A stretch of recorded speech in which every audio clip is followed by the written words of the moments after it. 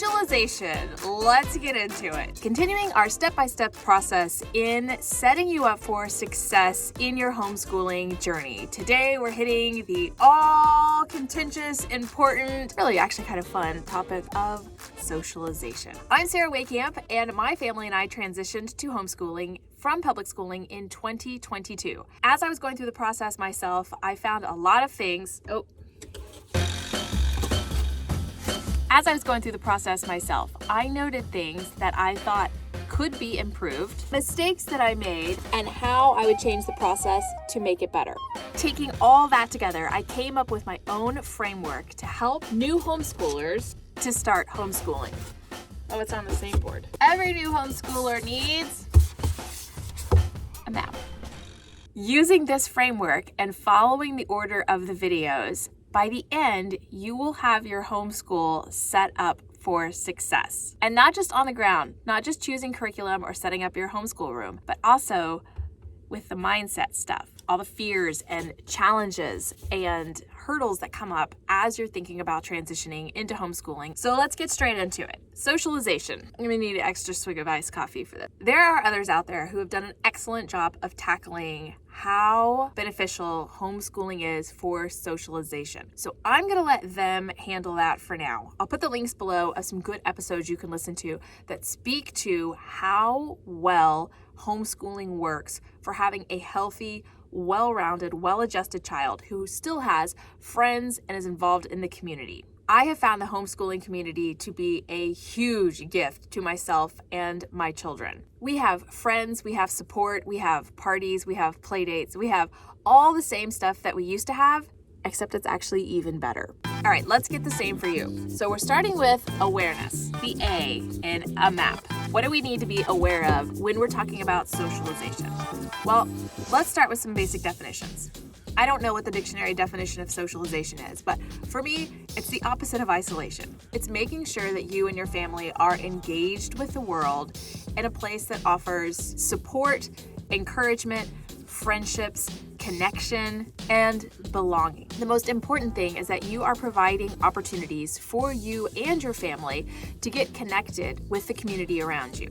There are literally thousands of ways to do this. One that is quite popular is called a co-op. A co-op is when a number of families come together and form kind of like their own little school. These can vary in how they're set up, but oftentimes it's a mom who is teaching a class voluntarily that the kids can take. It's usually one day a week, and the kids usually rotate through a few different classes. So you'd usually go to your co-op maybe 1 or 2 days a week, and then do the rest of your schooling at home. Co-ops are great for meeting lots of other families, for getting to know other kids, and for having other people pour into your kids in various subject areas. Then you also have academies. We have a few in our town that offer classes that you pay for. You can a la carte sign up for as many or as few classes as you want. Academies are often different from co-ops because they oftentimes pay their teachers, whereas in a co-op, it's usually volunteer-led. Then we have online academies and classes. There are a variety of classes that are offered just online through companies such as OutSchool or Khan Academy. You can sign your kids up there, pay for the class, and they can be virtually in class with students from all around the world. Lastly, there's a lot of groups who are formed just around the idea of community. We have one group in our town who does graduations, field day, Valentine's parties, and field trips. This is a great option if you don't necessarily need any classes, but you're looking for somebody else beside yourself to organize activities like a field day or a Christmas party or a trip to the pumpkin patch. There are many groups, especially on Facebook, who organize themselves around the idea of social outings.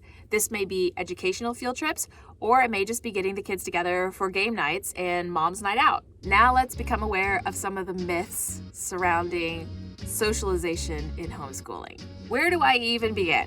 I'll say this. I'm not going to speak to the myths around socialization not being possible in homeschooling. I think we're almost done with this myth, at least I hope so. If you need convincing that you can absolutely socialize your kid through homeschooling, way better than any other way, click on some of the resources below. What I am going to speak to is some of the myths that may still linger even after you've gotten on board with the idea that homeschooling can be a rich experience socially. One of those is that homeschoolers miss out on a traditional public school experience. I can tell you from my own experience that there is nothing that happens in public school that you can't find out in the world in homeschooling. We've done field days, Valentine's parties, I've been to graduations, dances, sports teams, bands, field trips, and even book fairs. I am fully convinced that anything public or private school can and does do, you can do in homeschool, and it's better. Another myth is that homeschoolers may not be prepared for the real world if they're not with kids their same age all day in a structured environment where one teacher is leading. I can't even finish the sentence. It doesn't make any sense. How is that the real world?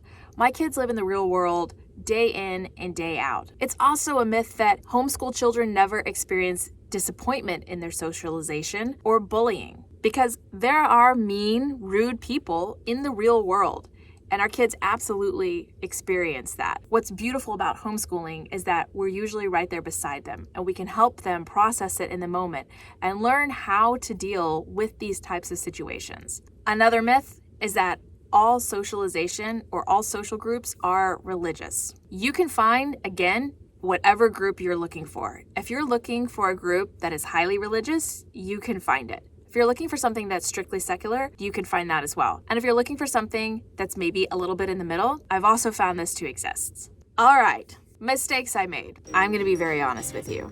I definitely fought some disappointment and some discouragement when I first started finding groups in the homeschooling realm. One of the biggest mistakes I made was thinking that if the first group didn't work right off the bat, none of them would work. I made the mistake of thinking that this was supposed to happen quickly or else I was doing something wrong. And it makes sense if you think about it. Coming from public school, it's a plug and play method. Everyone's there, you plug in and you go. But with homeschooling, it's a little bit different. You actually have the opportunity to find the people that you feel like you connect and belong with. And that may take a few tries. I also made the mistake of saying no and made the mistake of saying yes. There were definitely groups that I said no to initially that I ended up changing my mind on, and I'm so glad I did. And there are groups that I said yes to initially and ended up changing my mind on. You're not going to get it right all straight out of the gate. Not only are these groups new to you, but the whole idea of homeschooling is still new to you. So it would make sense that you would need to bob and weave and pivot a few times before you find your people. A mistake that I've seen some moms make also is not thinking that they can start their own thing. If you're not finding exactly what you want, you can absolutely start that. All right, we're moving on to talking about mindset. What are some of the objections and limiting beliefs that may be coming up for you as you start to think about setting up socialization for your kids in homeschooling? Well, I can definitely share some that came up for me. The first one was, oh my gosh, I don't think I can do this. From the ages of 5 to 10, I almost relied exclusively on the school providing their socialization. So I felt a great deal of uncertainty about whether or not I was up for this job. I also said, I don't have time. There's no way. How are we supposed to fit in school and sports and hanging out with friends and building a community? It takes time to find all this stuff just to begin with, let alone to actually do it. I also didn't know anybody that homeschooled. I didn't know a single person that homeschooled in our area when we started homeschooling. I felt like I didn't even know where to start. I remember even telling my husband, what am I supposed to do? Just get on Facebook and type in homeschool groups near me? To which he responded, yeah. I also had a lot of limiting beliefs. I won't be able to balance it all. It won't be enough. All these other moms know so much more than me and are so much better at this than me. I'm not religious, secular, granola, whatever enough. Again, all these objections and limiting beliefs absolutely make sense. This is a big change. Action. All right, what are the actual action steps in setting up the socialization aspect of your homeschooling? There's a few different things that you can do. The place I recommend starting is researching what is in your area. I would literally type in homeschool co-ops near me into Google, or homeschool academies near me, homeschool meetup groups near me. and see what comes up. Do the same thing on Facebook. Also, think about what your kids like to do. Do they like baking, for instance? Or do they like sports? Whatever it is they like, Google that plus homeschooling classes near me and see what comes up. I have some kiddos that love to bake, and when I typed in baking homeschool classes near me, I found a great cooking studio very close by us that offers classes specifically for homeschoolers during the day. There's also tons of sports around us, martial arts, gymnastics, tennis, all that offer homeschool classes. If they're interested in theater, painting, same thing. Class name near me. While it's great that there are so many classes and academies online, I think it's good to start with the things that will be in person. This is like the eating the frog, the hardest thing first. You know that you can get your kids into an online class and sign up, no problems. But it's the IRL experiences that are gonna take a little bit more legwork to figure out, to go and try and see what you like and where you feel comfortable. Once you start finding these groups, I've included an Excel spreadsheet below that I myself use to keep this all organized, because all the groups have different names, different locations, offer different things, have different membership prices, and I felt myself starting to get overwhelmed with all the information. I found it helpful to just plug it in here. That way I could share it with my husband and I could remember where I was going or where I had been. When you start to find some places that you like, go ahead and send them an email. Ask a question. This will give you a good first idea of what the people are like, how quickly they respond, how kind they are, how knowledgeable they are about the thing that they're running. It's also a great way for you to connect with other homeschooling parents. They may not have the class or the thing that you're looking for, but they may be able to recommend someone who does. Another idea is to look for a way for your kids to become involved with the community. Are there places that they can volunteer? This is often at food banks, pet shelters. I would also Google homeschool conventions or conferences near me. We went to one of these and had a wonderful time, and it was like learning all about homeschooling on hyperspeed. In 3 days, we packed in so much learning and so much connecting and networking with other people who had so much great advice and support. It was a wonderful use of our time. Not everything is going to be a winner. Some things you may visit and say, that's not for us. We visited several groups that we decided weren't for us. It took us a little bit of time to dial in what we were looking for and understanding what was actually being offered. You are under no obligation to go back to a group once you've visited or ask questions about it. One of my biggest tips when it comes to socializing and signing up for things is, and this is going to sound counterintuitive, but if you're wondering if you're signing up for too much, sign up for too much. You can always drop things later, but you can't always add things in. A lot of co-ops, classes, academies will have their signups in March or April and start in September. And if you realize in October that something isn't working or it's too much, you can always drop it. But in September and October, you can't always get in. Enrollment is often closed or classes are often full. So the first year that we started, we over-enrolled. We did forest school, music lessons, Latin classes, co-ops, academies, all of it. We ended up actually liking all of it and keeping it all. But in the case that something wasn't working for us, we could drop it instead of being in the case where we didn't have enough and then we couldn't add it. I advise you do a little more than you think sounds reasonable, and then you can always pull it back if it's too much.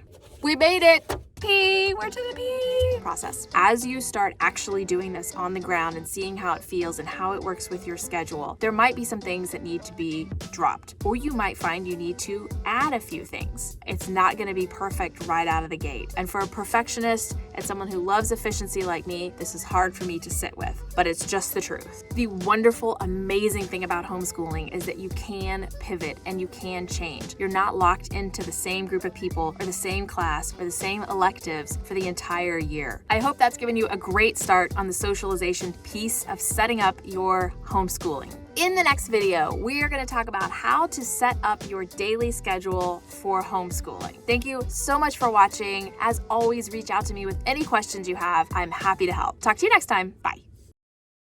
But also tackling all the mind stuff. But also tackling all the mindset. Field trips, Valentine's Day.